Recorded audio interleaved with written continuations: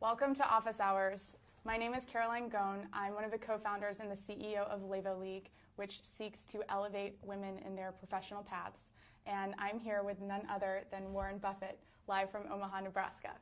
Thank you so much for joining us. We're so thrilled to have 60 viewing parties around the United States and around the world tuning in, students, young professionals, all of you who are watching on everything from YouTube to Fast Company. We're so thrilled to have you, and we're so thrilled to take this next step in democratizing mentorship here today.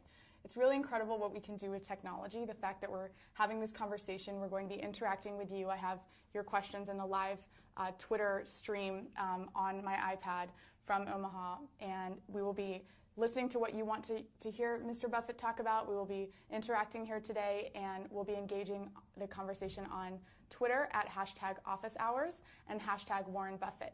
So please make sure to tune in and join the discussion that's happening.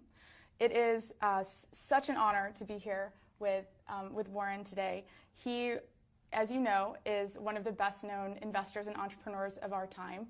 And he's currently the chairman and CEO of Berkshire Hathaway Incorporated. Recently, he made headlines for being bullish on a surprising new investment, women. And that's part of what we're here to talk about today. So he wrote in Fortune last week that we've seen what can be accomplished with 50% of the population. Imagine what can be accomplished with 100%. And we cannot wait to engage in that dialogue here today. We hope that you'll share what you learn on social media and that you'll continue to ask Warren questions here live so that we can make full use of this hour that we have with him. And let's get started. Let's do it. Without further ado, let's get started. So Warren, it's been a very big week for you. Yeah, we've been pretty busy, yeah. So you've joined Twitter, you just finished your shareholders meeting, and you recently joined Levo League. I finally came out of my shell. Yeah. So my first question to you is, why technology and why now? Why opening up this conversation now? Well, I probably should have done it earlier, but actually when I read, I've had 40 colleges and universities that come out every year. I always insist that at least a third of the participants from each school be women. And I get a lot of questions from both men and women about their careers and all sorts of things. So I had really talked about with these students what I wrote about in Fortune last week. But I read The Galleys of Lean In by Sheryl Sandberg. And I just wrote down a few ideas that I had. I sent it to her. I thought it might work as a forward for that. It was things I'd been saying over the years.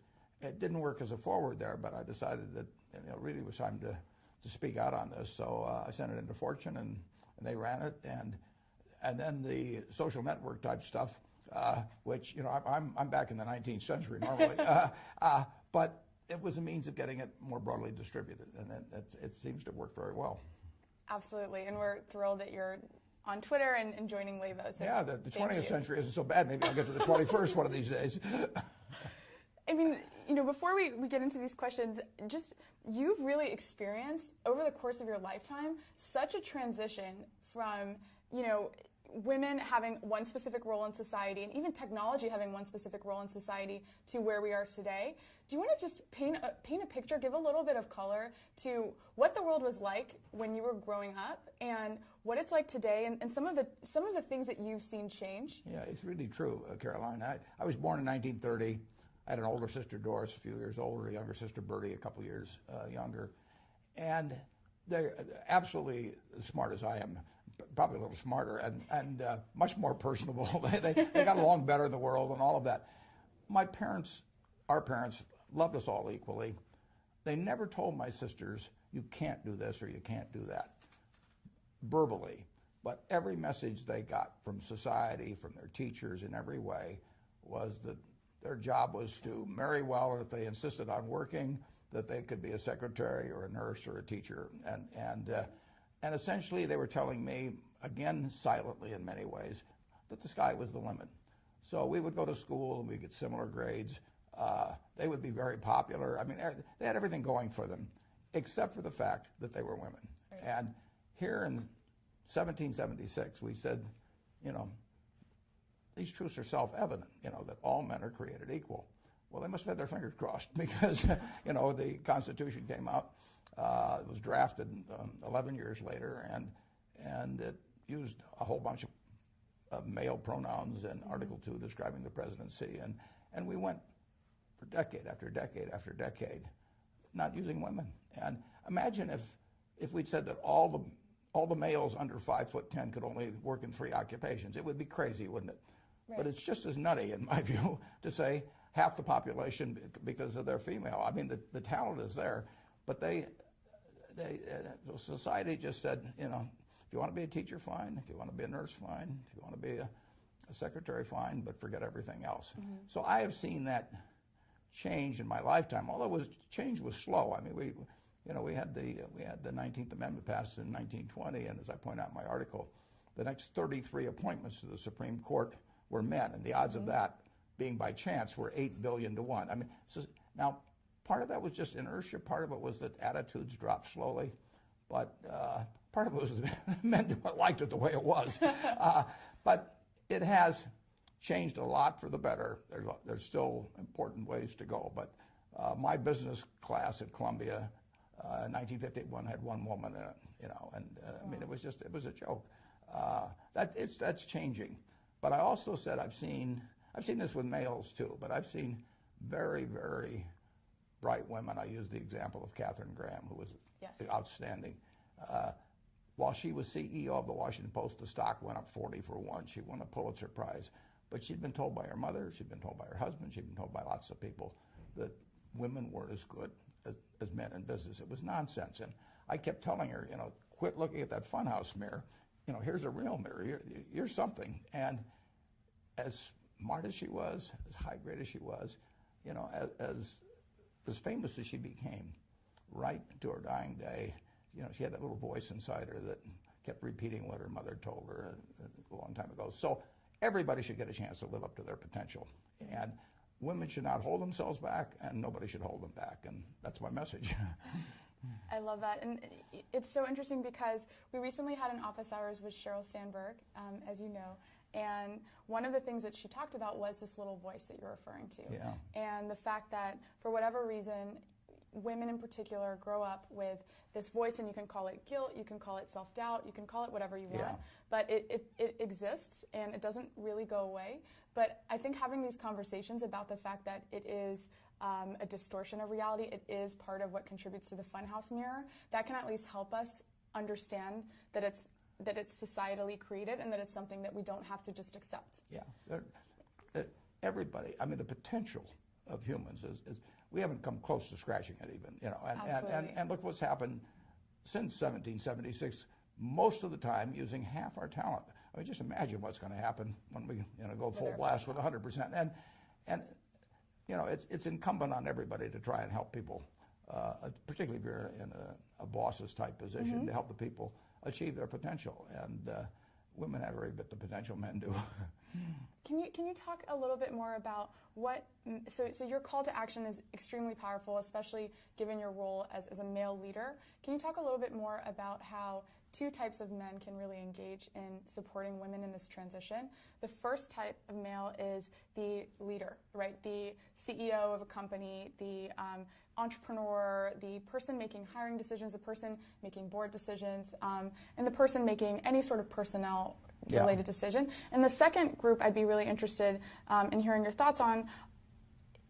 You know, the second group consists of male peers, right? So the people who are rising in the cohort alongside their fellow women. Yeah. Can you talk a little bit about what your recommendations would be to those different types of men and how they can really take your essay and as a call to action? Yeah. Well, for the leader, you have to, you have to take away the funhouse mirror, and you have to realize that talent is scarce, and you better take it wherever you can get it. Right. It'd be silly. Well, just go back again to my example with males. I mean, let's just assume that I had some bias against males, 5'10" or less or something. I wouldn't hire them. I wouldn't promote them. I mean, that's just plain foolish. And when it comes to boards, I can tell you that the women we put on our board, they know business, They know people. They know how to make decisions. They understand the ownership, the shareholders are their partners, and all. They've got all the qualities we want. And I would say, there was not a lot of malicious intent in overlooking it. It just became very natural. I mean, it just wasn't in the consciousness of a lot of leaders. I think it's coming along well on that. When you get to peers, you always have to wonder whether in a competitive situation you'd wish you only had to compete with half the people instead of 100% of the people. I mean, it would. I'm not sure how I would do if I was a male and I had two people to compete with. I could get rid of one of them because she was a woman, or one of the guys because he was a redhead, or some crazy reason like that. But it is fun. It's enormous fun for me when I find somebody that starts and really doesn't realize how good they can be. Kay was that way. Kay Graham, she really didn't. She kept telling herself that she put limitations on herself. She was a superstar. I mean, when she wrote her autobiography, I mean, it was going to win a Pulitzer Prize, and she wrote it. And incidentally, the person that helped her was a woman. And it is a marvelous book, but all the time fighting that self-doubt. So I think you should encourage anybody, male or female, to reach their potential. I mean, I wouldn't just limit it to females. I mean, anybody you can help reach their potential, you've given a gift that's very, very important. That's great. And one point I'd love to touch on before we move on with these questions that are filling my screen right now is, can you give our viewers a sense of what the technology landscape looked like when you were growing up? Like, what did a day in the life of Warren Buffett look like in the first 10 years of your career? And then what does it look like today? Well, I got very interested. I was lucky. I found out what I liked doing when I was very young. So I got interested in investments. But the way I learned about investments then was to go to the Alma Public Library. I read every book on investments by the time I was 11. But when I wanted to learn more about specific companies as I became a professional, and after I got out of school, I would mail away for reports, and they would take a week to come, or I mail to the SEC, and they'd send me these little microfiche type copies. Today, or if I write my annual report now, and I want to look up and find out how many justices were appointed to the Supreme Court after the 19th Amendment, before Sandra Day O'Connor, I would have had to go to the library and dig around everything. I can find it out in about 2 minutes now. So having all this information, is just plain wonderful. I'm not very good at tech yet, though, so don't give me any quiz about it. I will not. We're getting there. One thing that our users are really curious about is your working style. So we know anecdotally from some of the people who work with you, you take a lot of care in cultivating your personal relationships. You've had long-standing partnerships. You've really invested in the city that you live in your home. And tell us a little bit about how your philosophy towards people has developed, and how you think about partnerships and relationships. Yeah, well, Caroline, I run a company that has 24 people in the home office here in Omaha, and we have 285,000 people working for us. We probably have 50 CEOs that report to me. Well, obviously, we can't run anything from headquarters, and I don't want to run anything. I do not want to have hundreds of people here and have to think about everything that goes with it. So I have delegated like nobody's ever delegated with a company of this size, and I trust the managers, and most of them are already rich. We buy their companies for hundreds of millions or billions of dollars. We don't get contracts with them to keep working. They have to go to work every day because they want to go to work, not because there's some contract or because they need the money. So I try to create the conditions that will cause them to really rather be at work than on some yacht someplace, which they could easily afford. And I say to myself, how do you get people that don't need to work? Well, you give them something that they love to work on. Right. And, I don't need to work, but I jump out of bed every morning. I'm excited. I come to the office because I think I'm painting this painting, which is Berkshire Hathaway, and the canvas is of unlimited size, and I get to paint, and I get to paint the way I want to paint. And I feel the same thing works for our managers. And, every now and then you have a disappointment, but overwhelmingly, if you put trust in in the equation with people that have already shown they have a lot of ability running their business.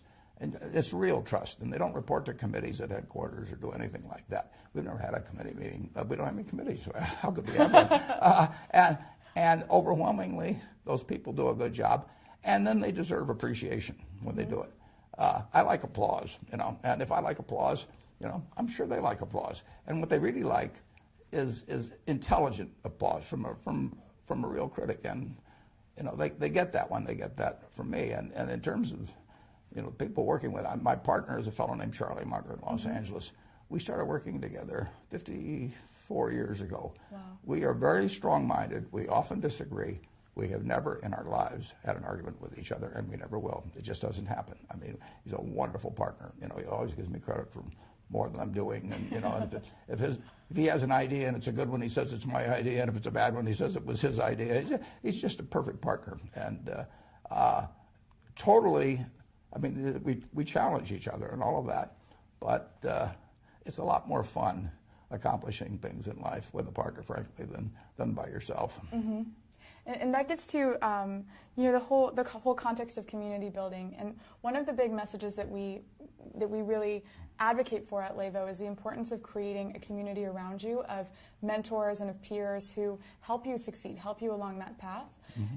Can you tell us a little bit about, and you started to discuss this obviously in the context of your mentorship relationship with Kay in your essay, but can you talk to us a little bit about maybe some of the unsung heroes in your life, maybe some of the people who've influenced you or supported you, but who haven't been as visible as others that we may have already talked about? Well, Caroline, if you tell me who your heroes are, I'll tell you how you're going to turn out. It's really important in life to have the right heroes, and I've been very lucky in that. I've probably had a dozen or so major heroes, and none of them has ever let me down. And you really you want to hang around with people that are better than you are. Absolutely. You will move in the direction of the crowd, that you associate with. So I've had these heroes, starting with my dad, but my first wife, I was a mess when I met her, but she did all kinds of things for me. I'm not kidding. I would be an entirely different person if I hadn't married her. It's very important to marry well. I had this wonderful teacher, Ben Graham. I've had other teachers like my friend Tom Murphy, that's on the board of Berkshire. A fellow named Joe Rosenfield in Des Moines. But you mentioned me being a mentor to Kay. Kay was a mentor to me too. She taught me a lot. So if you get to associate with people that are really first-class people, that's the real benefit, and you should aspire to do that. You want to have the right heroes. Absolutely. We started to talk a little bit about lifestyle, in the sense that you talk a lot about the fact that some of the CEOs that you manage, they could be sitting on a yacht somewhere, they can do anything they want. But instead they're dedicating themselves to growing their canvas, to painting their canvas. What to you really? What is important to you from a work and life integration perspective? Yeah. This is a big question. Yeah. Right now. Well, I love painting on my canvas. I'll always love it. I always have loved it. Right. And you're lucky in life if you can find your passion. I tell the students, you may have to take a job or two. You got to eat, but never give up searching for the job that's your passion. Try to find the job that you would have if you were independently rich. That's the job I have. And when you find that job, the job that causes you to be excited every day and forget about the pay, and where you associate with people you love, doing what you love, it doesn't get any better than that. My partner Charlie is 89, and we were talking about that this weekend. I'm 82, he's 89. We do what we love every day with people we love, and they seem to like us okay. So, how can it be any better? And just cost of living does not equate to standard of living. And the standard of living is, achieving what you want to achieve, working with people that you love, and you don't need that much money. Aside, right. I love to ride around in a private plane. I will totally acknowledge that. Leaving that out, I basically, leaving out taxes and charity and things like that, I can easily live on $100,000 a year, and I wouldn't live better if I had 8 houses if I had, a 400-foot yacht or anything of the sort. I've been on 400-foot yachts, and I've been in a lot of fancy houses, but I'm in a house that I bought 55 years ago. It's warm in the winter, it's cool in the summer, it has everything I wanted, plus it has all kinds of good memories. Right. My kids have good thoughts about it. I can't imagine living any better. I paid $31,500 for it. I could pay $31 million for a house, and it wouldn't do for me what this present house does. We have a question from Carlton in Philadelphia, and she asks, at what moment did you know that you were on the right track? So when did you identify that you had found that passion, that you were painting the canvas that you wanted to continue painting? Well, that's where I was lucky, because I did stumble into the fact, my dad had a small brokerage firm, and I would go down on Saturday morning and to go to lunch with him, and it was a big deal. But in the morning when he worked, I would read the books there, and so I found it very early. And not everybody does that. That's just plain luck when that happens. So I always knew the path I wanted to follow, and I was intellectually okay with it from the start, but I got messed up to some extent when we moved from Omaha to Washington. I didn't adjust very well, and my grades were terrible, all kinds of things. So I got very off the track, and it took my wife, basically said she just had to have this little watering can that she sprinkled on me, and finally the flowers bloomed. But it took a while, and I was very fortunate. One of our members is actually asking as a follow-up question. This is Casey from Texas. She's asking, can you remember a specific time in your life when you had the most difficulty adjusting to your career path? And it sounds like maybe that was your move to Washington, but can you sort of inspire our audience with an example of a time when you may have doubted your career path, and how did you move out of that into where you are today? I really didn't doubt my career path, but I was not functioning well. I was okay in some respects, but not in other respects. And I was terrified, for example, both in high school and college. I don't know when it started, but I became terrified of public speaking. And I just couldn't do it. I mean, and so I arranged all my classes so I never had to do any public speaking. And I got to Columbia, and I saw an ad in the paper for a Dale Carnegie course. And I went down, it was somewhere in the mid-40s, and I gave the guy a check for $100, and I went back and stopped payment. I lost my nerve. And then I got out of Columbia actually when I was 20, and I came out to start selling securities in Omaha. And I realized I had to get up and be able to get up in front of people. I couldn't go through life this way. So I saw an ad again in the local paper that there was a Dale Carnegie course being given. I went down and I gave the fellow $100 in cash. And I became associated with 30 other people in the class. We couldn't stand up in front of a group and say our own name. I mean, it was pathetic. But that class changed my life in a big way. Wow. As a matter of fact, they used to give a pencil every week for whoever did the most with what they learned the previous week. And during that class, I proposed to my wife, and she accepted, and I won the pencil that week. Oh, wow. So it's important. I mean, you've got to be able to communicate in life, right. And it's enormously important. And probably the schools, to some extent, underemphasize that. I mean, you start going for an MBA, and people think it's kind of beneath them to teach you about communication.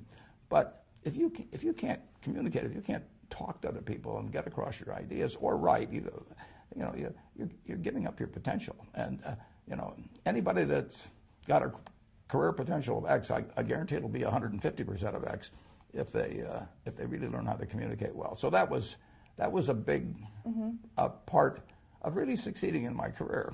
When you get right down to it. And then I was fortunate enough to pick up a book when I was 19 by a great teacher, Benjamin Graham, and he taught me a lot about investments, but it was really my dad and my wife that taught me about life. So is your number one, so multiple people, including Devin here from Charleston, asked, what's the one piece of advice you would give to a fellow introvert? And we talked a little bit before this about the fact that this is not in either of our comfort zone as fellow introverts. Yeah. So would your advice to a fellow introvert be to just sort of confront that fear, go to a communication class, and just practice out of the fear? You have to do it. I mean, you have to do it, and the sooner you do it, the better. I mean, it's so much easier to get the right habits when you're young than work later on. And I mean, I think they have Toastmaster clubs. I don't know what they all are, but if they're you know, to get over fear of associating with people, you got to go out there and associate, and it's painful. Mm-hmm. It's very painful. When I finished the Dale Carnegie course, now I'm 21, proposed, got accepted, and everything, but I was very worried that I would lapse back like I was before. So I actually went up to the University of Omaha, and I want to teach, mm-hmm. and fortunately they accepted me. So I started teaching a class at night when I was, I believe, 21, and you know, you've got to do. You got to force yourself sometimes to do things, and I know it isn't easy because it wasn't easy for me. When I started selling securities, I was 20 when I started selling securities, and I would go out. I used to walk around downtown Omaha and call on people, and there were people that I knew weren't going to be that friendly sometimes. I'd walk around the block 3 or 4 times sometimes before I'd walk in. Work up the nerve to get in there. Absolutely, you know, it's not a bad thing to take a job as a salesperson, mm-hmm. just to interact with people. I used to sell shirts at JCPenney Company. You know, I sold men's suits, I sold children's clothing, and if you are somewhat introverted, like you say you are, and I know I am, just getting out there and forcing yourself to get into a situation where you talk with people. Most of them don't bite. You know, you've been in a teaching role, and you've been in a student role. And what would you say, this is a question that we're receiving from Carly, what would you say is one thing that you feel that the American educational system can do a better job of equipping our young people with?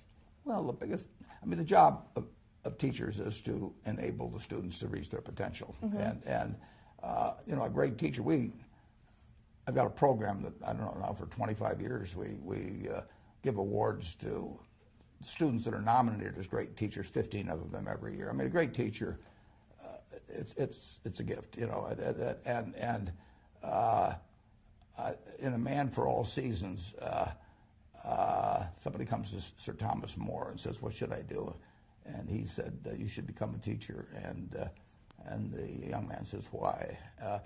Nobody will ever know. And the fellow says, Sir Thomas More says, "No, that's not correct." He says, "You'll know, your students will know, and God will know." He said, "Not a bad audience." Not at all.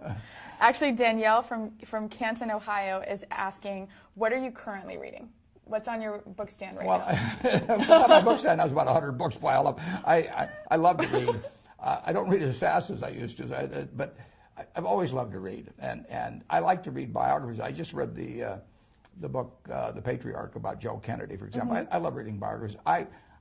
If you get one message from our talk today, read Katharine Graham's personal history. It's a remarkable story. It's about a woman who lived an incredibly interesting life in all these positions. I mean, she was seeing the world, a very interesting world from the most interesting perch. And the amazing thing about it, it's totally honest. It's a totally honest book. When I read the galleys of that book, I called her after I read it, and I said, "I've got just 2 things to say to you, Kay." I said, "You wrote the book. I hoped you'd write." And then I said, "I'm never going to try and write a book because yours is too honest." I said, "In my book, I want to look like Arnold Schwarzenegger. And, you know, I am not capable of writing an honest book. So you set a standard I can't meet." That's great. So Katie Larkin Wong from San Francisco, she's actually leading a viewing party at Latham Watkins right now. Hi, Katie. How are you? Hi. She asked, you've really become a proponent of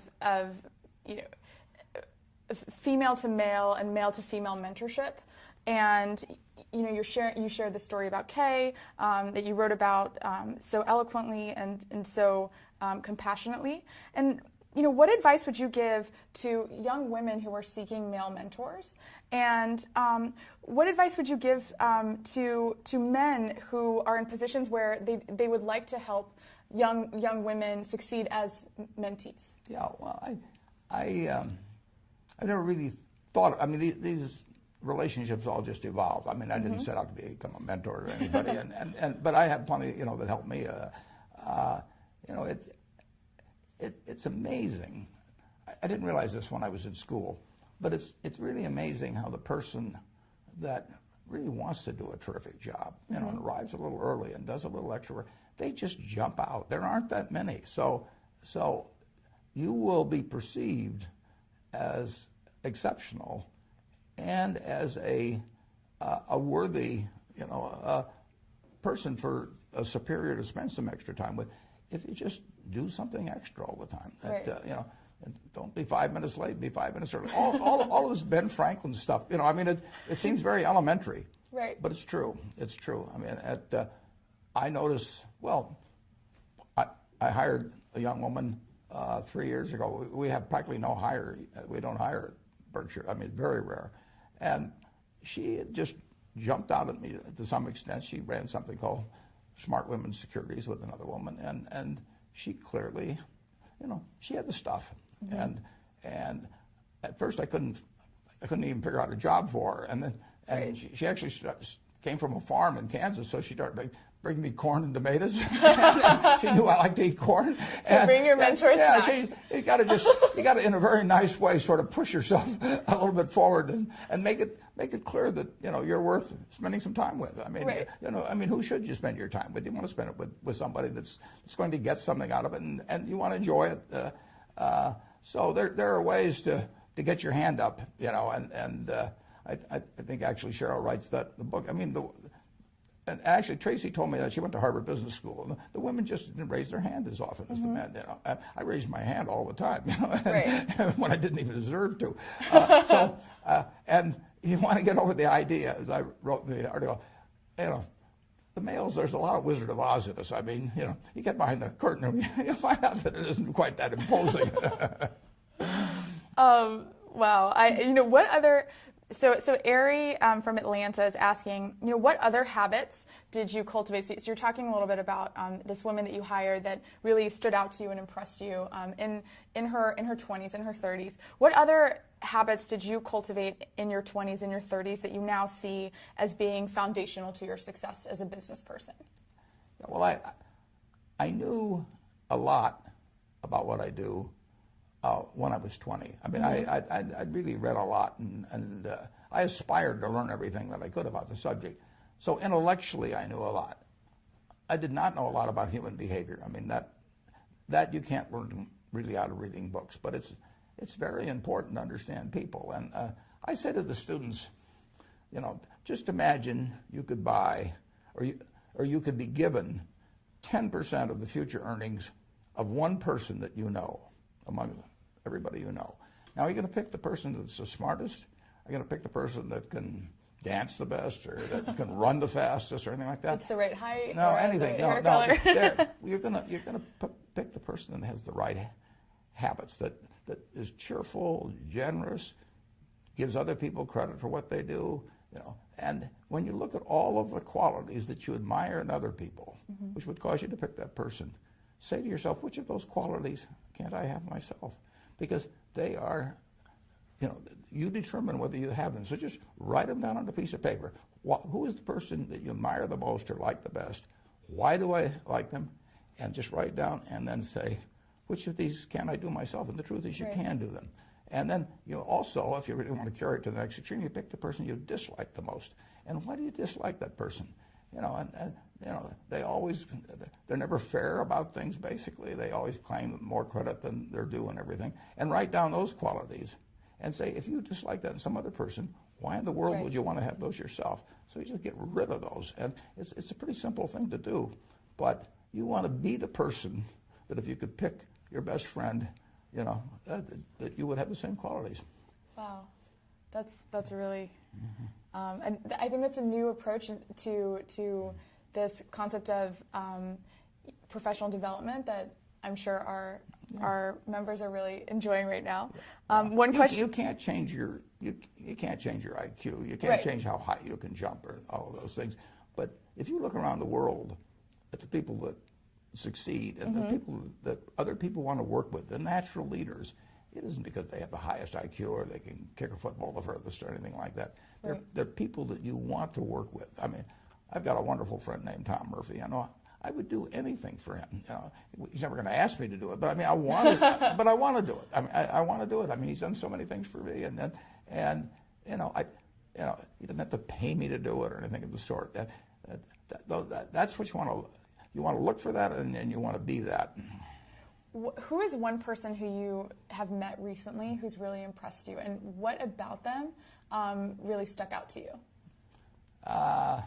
Well, it's interesting. I'm going to meet Chelsea Clinton in about a week, and I'll bet I will give that. I'll bet after I meet her, we'll I give you predict that it's answer. Chelsea. Yeah, I'll predict that. Yeah, no, that's a good question. Obviously, I've hired now these 3 people in the office, and they must have really impressed me. When, you know, because we don't hire very many people. No, right. No. And one fun question that's come from Twitter is, if you could pick one person, you know, living or not, to have dinner with, you know, tomorrow, who would you choose and why? Well, it'd be my dad and my wife. Yeah. That's great. Alrighty, so we're going to move to a little more of a discussion around leadership, success, and entrepreneurship. So Aaron from Los Angeles is asking, you know, what are you most concerned about and what are you most excited about for future generations of young people as they ascend into the professional world? Well, the future is terrific. I mean, I would love to be a child being born today, particularly in the United States. It's so much better. And I mean, just think how much better it would have been for my sisters if they'd been born today or been born 10 years ago than being born around 1930. So, you know, the potential is absolutely terrific. The thing we have to worry about the only thing really to worry about, you have to worry about economic things in this country. I mean, this country is going to move forward just like it has. In my lifetime, the real GDP per capita has gone up 6 for 1. Wow. You know, there's nothing like that in the history of the world. We have to worry, and really, it has to be done through our leaders, but about nuclear, chemical, and biological, the spread of the knowledge of that into the hands of people that wish evil on their neighbor one way or another, because the ability to inflict harm on others has increased exponentially ever since the atom bomb in 1945. And there are a lot of psychotics and sociopaths and people out there. And if you go back a few thousand years, all you could do is throw a stone at the guy in the next cave. But now you can do a lot of damage. Right. And that's the cloud always on the horizon. But other than in the economic sphere, you know, in medicine, education, all kinds of things, the potential is, we just started. Right, absolutely. We talk a lot about the fact that we are very fortunate to have been alive during this period of complete information transformation and technological transformation. And it's unbelievable. Right. I mean, in the last 15 or 20 years, I mean, the things I can do now right. that I couldn't do 15 or 20 years ago, it's incredible. Just in gathering information, but also I play bridge on the computer, you know, a dozen hours a week, and I have so much fun doing that. And, you know, I can arrange a game in 30 seconds. And it used to be I had to call people and they'd get them together. Right. It's a wonderful world. Who is your favorite bridge partner? Well, my favorite bridge partner is Sharon Osberg, who lives in San Francisco. She's a 2 times world champ, and I'm 2 times world chump. But we have a lot of fun together playing, and she's been great. I mean, we started playing together 20 years ago, and it's because of the computer. I can play with her, obviously, if she's in San Francisco. Right. And bridge is a partnership game. I mean, it's almost like dancing, you know, intellectually, because you really have to be in tune with the person you're playing with, and you have to bring out the best in them, and they have to bring out the best in you. And not all couples achieve that. Right. Sharon and I like to play against married couples sometimes. When they get mad at each other, they stay mad, and they do foolish things.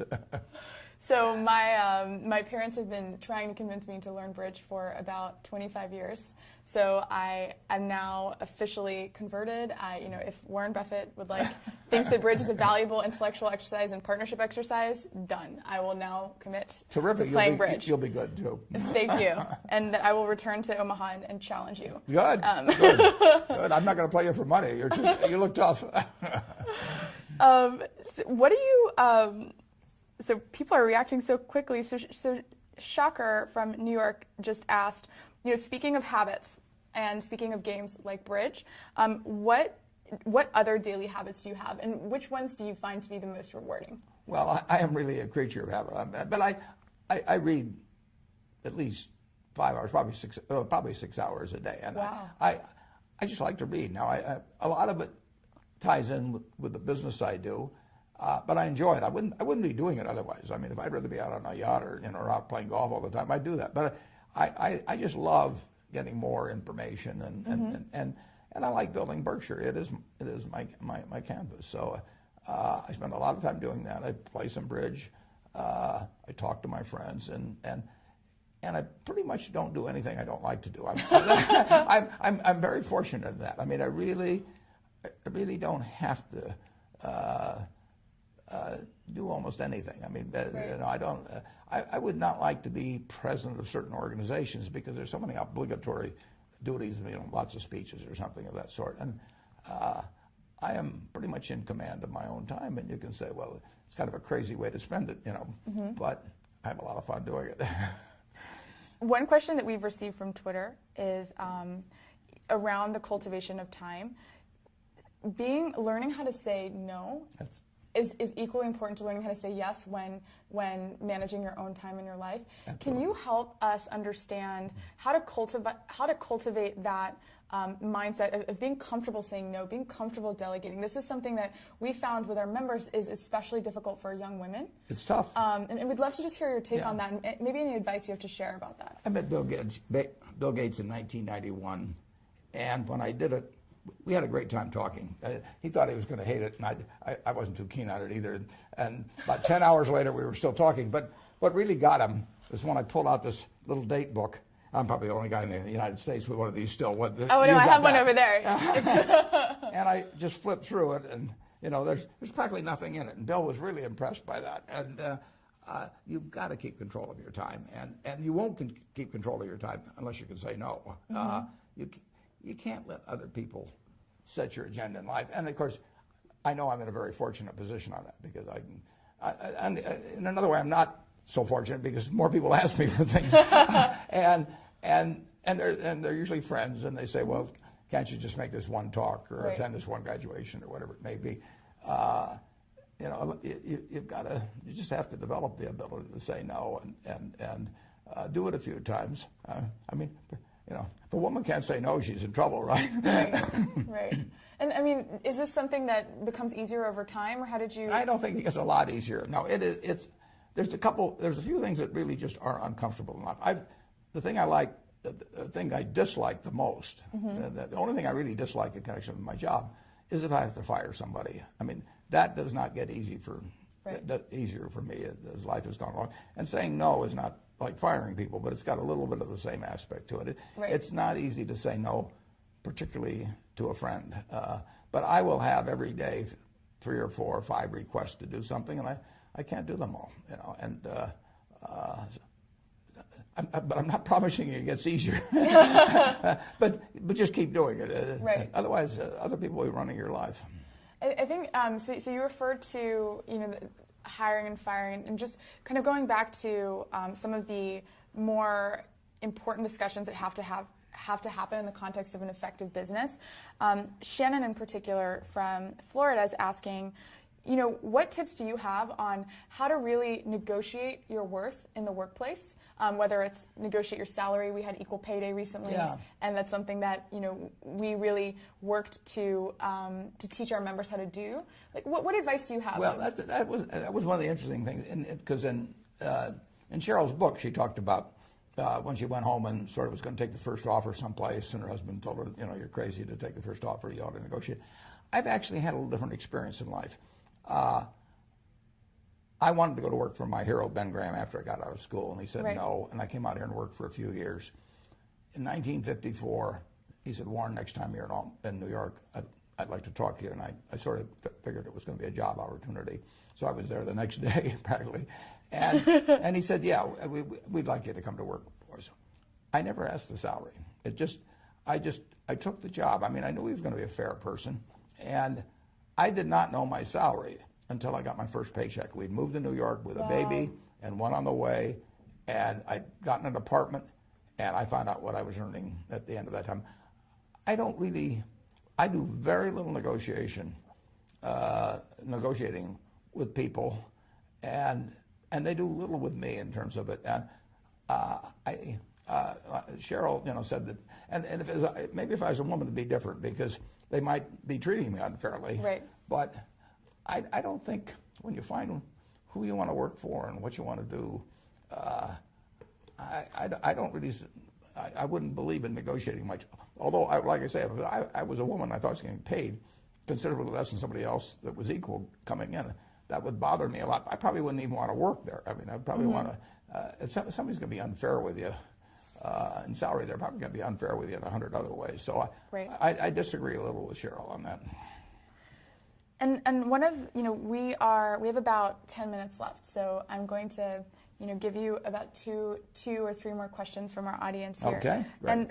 And we have a question here from a young lady named Nancy, who is writing to us from Entrepreneur Magazine. Mm-hmm. And she has a question about entrepreneurship and, obviously your path as a very successful entrepreneur. She would love to understand from you, if success is contingent on a good plan, excellent education and execution, and a driven mindset, what do you think makes businesses fall apart when all of these factors have been met? Sorry, go ahead. Some businesses are just tough. I mean, a significant percentage, of the restaurants that open up this year are going to fail. I mean, there are a lot of tough businesses. I've always said if you want to be regarded as a great business person, find a great business. And there's a huge difference. I mean, it does make a difference. I use this analogy when I got out of Columbia, one of my best friends was a terrific talent. And he went to work in the steel business, and he did okay, but it was the wrong business to be in. It's very important to get on the right train. Mm-hmm. I mean, you want to get on a train that's going to go 90 miles an hour, and not one that's going to go 30 miles an hour, and you're going to try to figure out how to push it along a little faster. Right. So it really does make a huge difference. And there are some businesses that are inherently, there's far more opportunity in than others. So you want to give a lot of thought to what train you're getting on. And I owned a half interest when I was, 21 or 22 in a service station, a Sinclair service station with a pal of mine in the National Guard. It was a lousy business. We had a guy right next to us, and he kept selling more gallons of gas than we did. He would cut our prices and everything. I mean, I don't care if you're a combination of Steve Jobs and Larry Ellison and everybody else. You're not going to succeed if you got a guy selling gas below cost next to you. So it's important to get on the right train, and you really want to go to work for somebody you admire. Or a business you admire. I mean, you're going to do so much better if I'd gone to work for my friend Tom Murphy. It would have worked. Who knows what the first job would have been or the second job, but I would be learning every day from him. Not only the mechanics of a business, I'd be learning how to work with people. He would raise my sights. So you really want to be working for somebody you admire. If you're working for somebody that causes your stomach to churn, right? Maybe you have to keep doing it, to keep eating for a while, but don't settle for it. Okay. And you talked a little bit about, your experiment with this station. We have a question from Ismail from Fresh Meadows, and he's asking, how do you deal with failure? And what's your advice to young entrepreneurs like me, in this case, especially with regards to failure and how to approach it? Yeah, well, if you fail, you really do dust yourself off and, get right back in. I mean, you're going to fail at some things. You're going to have some human relationships that don't work out. Fairly significant number of people get divorced. I mean, that's a very big decision to have turn out badly. But I think if you study almost everybody and read Kay's book, Personal History, and everybody fails at some things. Right. I mean, particularly when you're younger. I mean, you do have less experience in evaluating humans and just knowing about whatever it may be businesses. But it is not fatal. I mean, if you're healthy and you live in this, particularly living in this country, there's going to be an opportunity that comes along. I got turned down for the Harvard Business School when I got out of the University of Nebraska, you know. And I remember, you know, I went to Chicago to get interviewed. This is when you traveled on the train. And so I spent 10 hours going there, and this fellow looked at me, and about 10 minutes he said, you know, forget it, Bell. Oh, wow. And now I got to go back on the train 10 hours and think, oh, no. what am I going to tell think my dad? About it, what, right. what am I going to tell my dad? I mean, my dad always told me I could do anything, you know, and everything. Right. Now I've just gotten turned down, you know. But it turned out to be one of the best things that ever happened to me, because then I went to Columbia, where Ben Graham was. In fact, it probably even affected who I married, because I took a 1-year course at Columbia instead of 2 years at Harvard, and she might have found some other guy during that time. And almost everything in my life that looked like a failure has either turned, well, usually it's turned into a success. I mean, the world isn't over. You know, if you have bad luck in health, that's tough. I mean, right. there's just no getting away. I've been lucky on that. But the other kind of things, if you're healthy and you're bright and, you know, you've got decades ahead of you, you know, if something goes wrong, if you find yourself working for the wrong employer and they're doing things you don't approve of, or they're not treating you fairly, you know, the world isn't over yet. You know, right. You just go out and find somebody else. Well, thank you so much. On that inspirational note, what's the one piece of parting advice that you'd like to share with our members who are in the first 10 years of their careers? You know, just find your passion, and remember, those males around you, a lot of them have got a lot of the Wizard of Oz in them. Well, thank you so much for spending the time to sit with me and really answer questions from the community. And as you can see, that these questions keep coming in. We're not going to be able to get to all of them. But for those of you who are watching, you know, Mr. Buffett is kind enough to continue answering questions on his Levo profile in the future. So if you didn't get your question answered today, fear not. There's still an opportunity, and we hope that you really benefited from this conversation, that you learned a lot. I certainly have, sitting here.